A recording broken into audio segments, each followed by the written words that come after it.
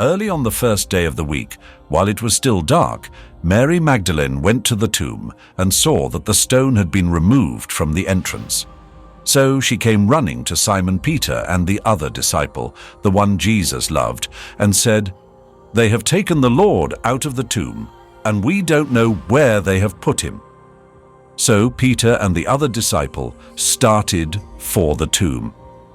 Both were running, but the other disciple outran Peter and reached the tomb first. He bent over and looked in at the strips of linen lying there but did not go in.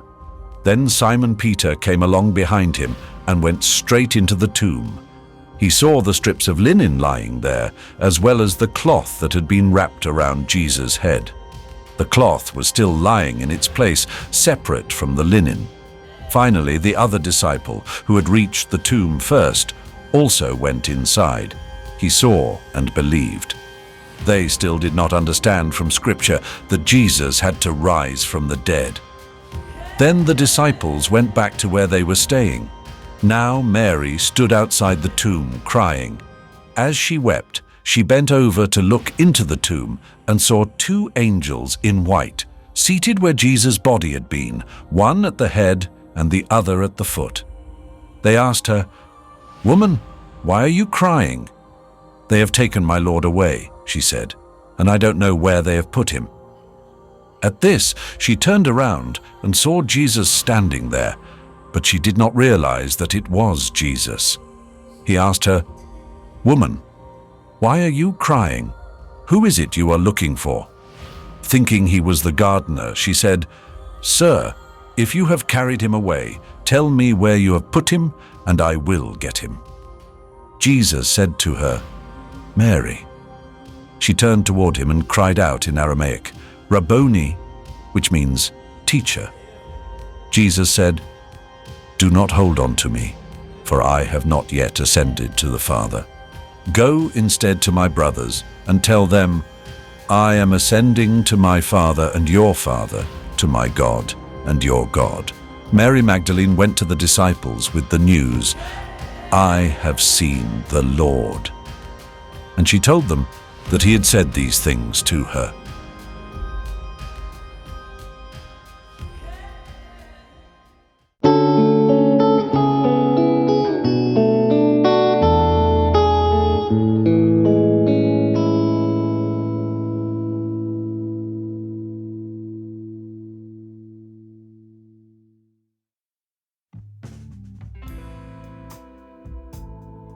In the heart of darkness, on the edge of hope, the story of Mary Magdalene and the empty tomb is for me a confirmation that after the night, day always comes.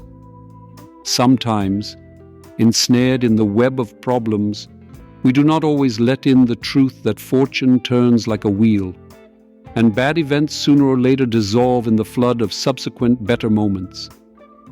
Unless, like a hamster trapped in a wheel of sin, we keep running in circles. Then, the good moments, well, they may not come as quickly as we would like. In the first rays of biblical dawn, when Mary of Magdala went to the tomb, she discovered something that forever changed the course of history: an empty tomb. It was not the end, but the beginning. A promise that life with Jesus always triumphs over death and light over darkness. In today's tumultuous world, it is easy to feel lost and disoriented, just like Mary before the empty tomb. Often we run, like Peter and John, to check and find out what happened. We stumble, look around, and without much reflection, we run on. We are not immediately able to understand the significance of the moment. We live in an era that craves evidence, tangible testimonies, forgetting that true understanding comes not only through what we see, but also through what we feel and through faith. Mary Magdalene, standing in front of the empty tomb, did not recognize Jesus.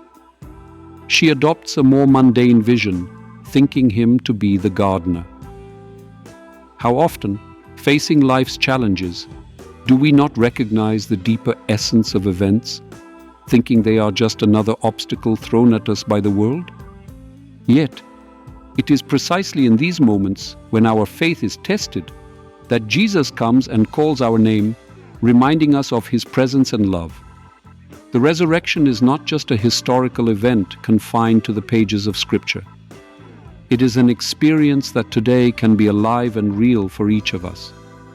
When Jesus says to Mary, "I have not yet ascended to the Father," he marks his presence in our world. It's as if he is saying to us, "Here I am, and I'm not in any hurry." We are invited not only to witness the resurrection, but also to participate in it, carrying hope and love into a world that so desperately needs God's mercy and salvation. Just like Mary of Magdala, who was sent to share the news of the resurrection, we too are called to share the good news of the resurrection. As Paul wrote in the 15th chapter of the first letter to the Corinthians, "And if Christ has not been raised, then our preaching is in vain and your faith is in vain." The resurrection is the foundation of our faith, a reminder that there is no situation without a way out, no darkness that light cannot overcome.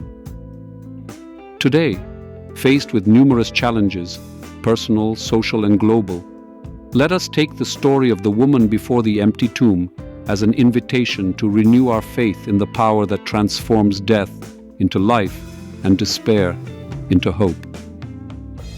Let this image be a reminder that even in the darkest moments of our life, the light of resurrection is with us, leading us to a new dawn. May God bless us all in this wonderful, festive time.